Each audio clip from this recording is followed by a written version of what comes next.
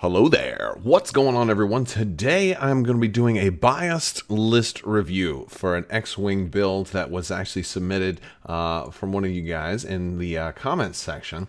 And the idea of something like this is that, well, I have been playing X-Wing lately. I've been primarily playing as a Republic player, so I feel like maybe my perspective is skewed just a little bit towards having more Force-sensitive pilots, more Jedi pilots, and things like that. And well, it's just kind of led me to wonder, if I give feedback for a list, if it's going to be more biased. So that's kind of where this video is coming from. But before I get into it too much, I do want to thank my sponsor, Luxury Playstyle. Be sure to check out luxuryplaystyle.com for some of the best tokens you can find. These are full metal tokens, double-sided. They come in different finishes. There's new designs coming all the time. You're going to save 15% if you use code Crabbok VIP. So be sure to check out Luxury Playstyle. Don't forget that code.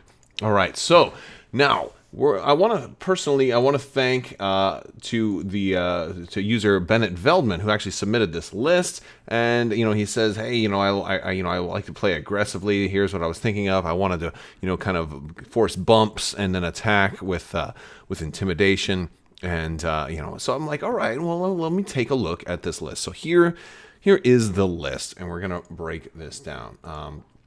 Also, we do have a giveaway winner to announce at the end of the video as well, so make sure you watch all the way to the end. So Captain Kagi. Captain Kagi is going to be on a Lambda shuttle, and he's running fire control system and tractor beam. They've got Captain Oicunn with Intimidation, Agent Callus, and Informant, and then two Black Squadron aces each with Intimidation. So that is an interesting list. You've got 4 ships, and you've got 2 ships that are going to have a lot of health, that are going to take a little while to kill. So I look at this list and I say, well, you're probably not going to get tabled very quickly. You may lose those TIE fighters fairly quickly. But yeah, you may not get tabled. Now I see triple intimidation, and that's a cool one. Here, let's pull it up. It went away. I do not like. I probably should have used yet another Squad Builder 2.0. But yeah, so intimidation is basically when an enemy ship at range 0 defends, it rolls 1 fewer dice. The idea here is that you're going to have, you're going to get other ships to bump you, or you're going to bump other ships. Certainly you can do that with Oicunn, and you are going to be able to attack them anyway, and they're going to roll fewer dice, so you can guarantee some hits coming in, and that sounds really cool. So I get that. You've got Kagi in here to kind of to pull away target locks, and and I think that's reasonable. I think a lot of things in here seem like they're going to work together a little bit, and I do have a couple of things that kind of that bug me a little bit about this list. First thing is Kagi. I'm going to start at the top and I'll work my way down. So as a Republic player, here's where the bias comes in. When I'm flying a Jedi that's got all their force up, and I'm going to have that attack on you that I've lined up, especially on a big ship, like if I'm going after Oicunn, right? Especially since there's some stuff in here that's gonna maybe allow you to see my dial or things like that, or to predict where I'm going to go.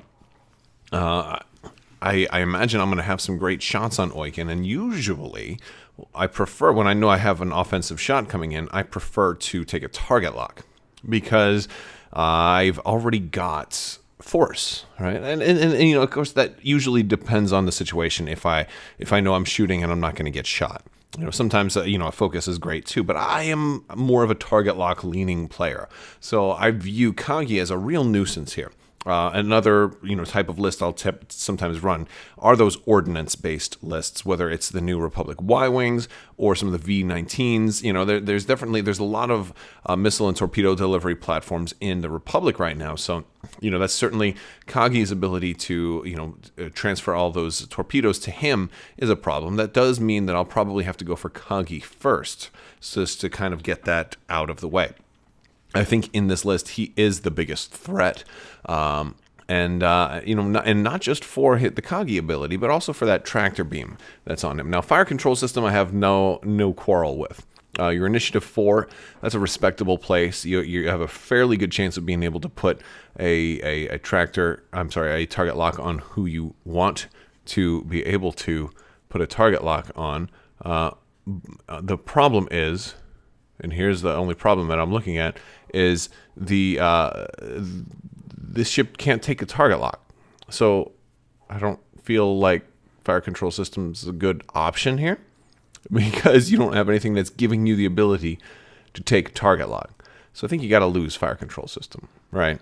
I mean, that's just really it.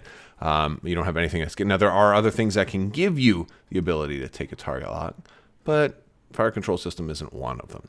And it doesn't support the build either. So even if you could take a target lock, I mean, the ship only can do focus, reinforce, coordinate, and jam.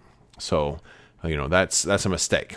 The next thing is tractor beam. While tractor beam can line things up, it doesn't really line up what you're trying to do. I mean, it can work. It can work here. But in this case, I'm not sure about it. And the reason I say that is because, first off, it's too late to try to force a bump at that point, when you're shooting to tractor somebody. So, and also tractor was changed a little bit, so where you can now, you can now get, you can have that person rotate their ship 90 degrees if they, if you tractor them and then perform a booster barrel roll with them, they can then rotate their ship, which can actually get them out of, I mean, they have to take a stress to do it, but it gives them a lot more choices. So tractoring somebody isn't always that great. And all, I mean, granted, I get that you can still do that. Like, you can still tractor somebody and have them roll less dice, right? And maybe that's something that you're trying to do. Like, I can see I think basically the barrel roller boost function is one aspect. The other thing is they're tractored, so they roll that one less dice. And so I think if it works, like you have a bump with Oicunn, intimidation happens, so they're rolling one less die. You shoot at them with the tractor beam, they're less likely to be able to to defend against that hit. Now they're rolling even one fewer dice beyond that. So you have somebody like Soontir Fel who happened to crash, that now is going to roll even fewer dice. He's going to roll one die. And I think that's kind of the idea you're going for here. But I think somebody like Soontir Fel is going to be harder to hit because of things like boost and barrel roll, because everybody in this list is low pilot skill. So that's kind of a problem. What I think might work a little better is potentially ion cannon. I think ion cannon is a potential thing that might work a little bit better, because it's the same number of dice, but this sets up the next turn. All right, this it makes it easier to predict where they're going to be the following turn. And so like that, I feel like that synergizes a little bit more. I feel like it's just maybe a little bit more. So there's an idea there. So I kind of dig that. We don't really have the points for that. So we've got 3 points left.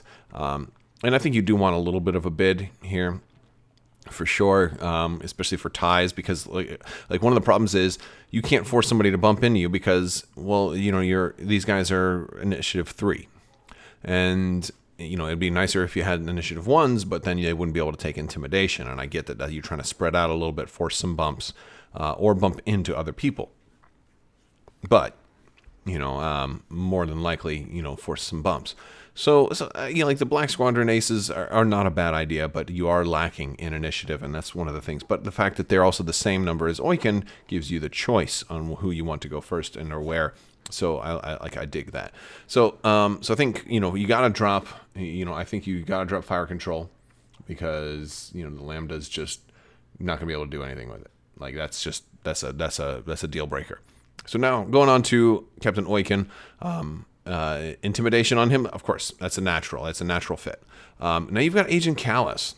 So Agent Callus is going to be here, let's pull him. I gotta do it this way.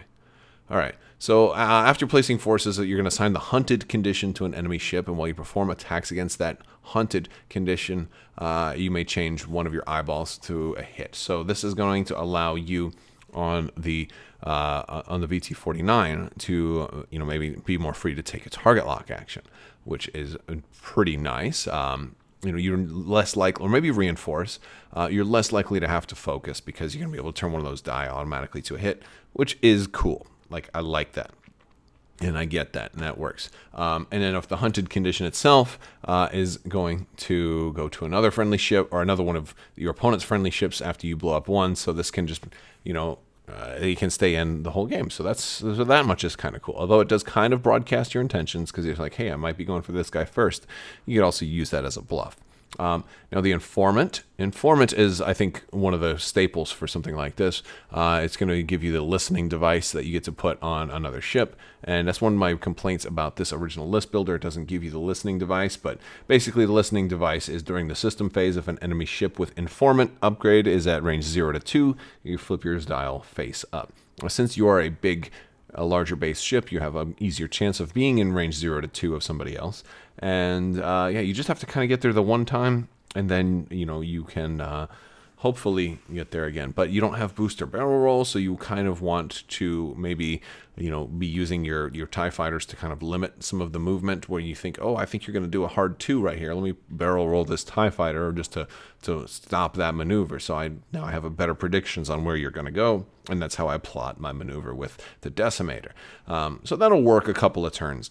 But for the turns that doesn't work, I think that's why you go with ion cannon on Captain Kagi to kind of for those turns when they're outside of that informant range. But that does kind of take away some of the pilot skill advantage, but you still have to account for boost and barrel roll. Now, the Black Squadron Aces is not a whole lot of change that I would do there. I think those can certainly work fine. I think they're going to die quick, and I don't think they're going to put out much damage. But they fit into the gimmick of what you have going on here pretty well. I think this would be a fun build to play with like these 2 changes to Captain Kagi.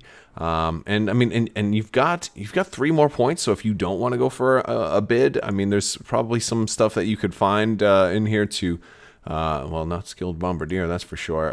But yeah, like I don't know if you want to throw I don't think any mods are going to get you in there that cheap. That's the problem. Everything else is maybe hull upgrade on a ship. You could put targeting computer on Captain Kagi. I suppose you could do that. But I don't know if it's really worth it because then you lose all your whole bid if you go with FCS and targeting computer. So that is so. Let's put it back and see if that works. Targeting computer, and we set this back to the way it was before with the tractor beam. So that would get you at 199. So you could do that. But I don't know. I just don't know. I would probably drop targeting computer and FCS because that's it's not bad. It gives you some rerolls, but I think you could just as easily, like if you've got the ion cannon, you're going to predict where they're going to go, and it's going to just make things probably a lot easier because your values are so low here that you're going to get outmaneuvered tremendously. So a well-placed ion, I think, would be a lot better, a lot more useful. That's for sure. I wonder. One thing I don't know. No, that's not going to grant you the action. Never mind. I was thinking passive sensors, but no. So that's my basic. That's my suggestion is to just to upgrade to ion cannon, and you get yourself still a 3-point bid, which is not half bad. So that's my biased feedback. So I think that's about everything. I would love to hear from you guys though. What do you guys think is different? I haven't done a video like this where I critiqued somebody else's list before. So what do you guys think? How well did I do? Did I screw it up, or did I miss something glaringly obvious? I'm a little nervous about trying something too new, but hopefully it works. I do also have a giveaway winner to announce. So I want to throw a big congratulations to Arc77. You are the winner of the $25 Amazon gift card. And all you have to do is shoot me an email with your information at mailcrabbok@gmail.com. And you can you can also find my contact details on the About page and also on Crabbok.com as well. And we'll get you squared away. All right. Anybody else? If you did not win, don't worry. There's plenty more giveaways coming up soon, so stay tuned for that. And also more opportunities to win things over on Patreon. So, check the description below if you want to find some links to social media, Patreon, any merch, or the link to Luxury Playstyle, where you can use code Crabbok VIP to save 15%.